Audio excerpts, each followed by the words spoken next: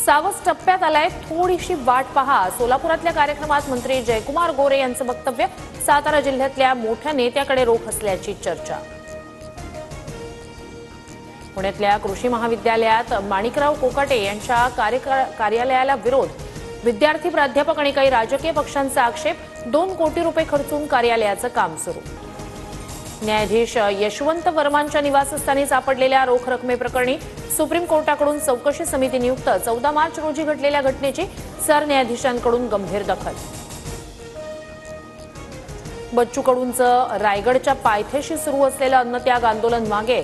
मंत्री गोगावले आणि योगेश कदम यांच्या मध्यस्थीनंतर आंदोलन स्थगित।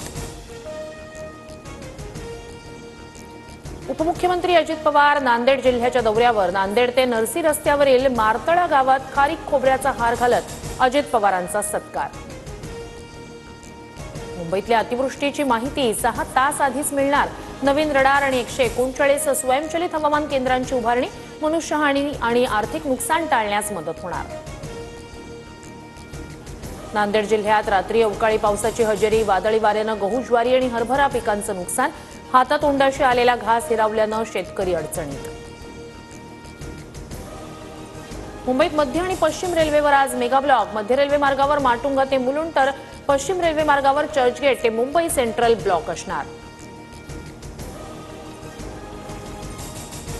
राज्यात उष्माघाताच्या धोक्यात वाढ। आतापर्यंत 21 रुग्णांची नोंद।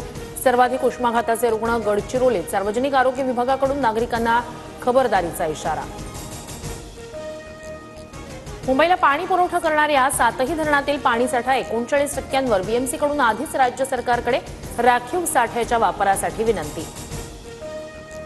विदर्भवासियांसाठी उन्हाळी विशेष रेल्वे गाड्या। उन्हाळी सुट्ट्यांमुळे मुंबई, नागपूर, पुणे, नागपूरसह इतर मार्गांवर 332 उन्हाळी विशेष गाड्या चालवण्याचा निर्णय।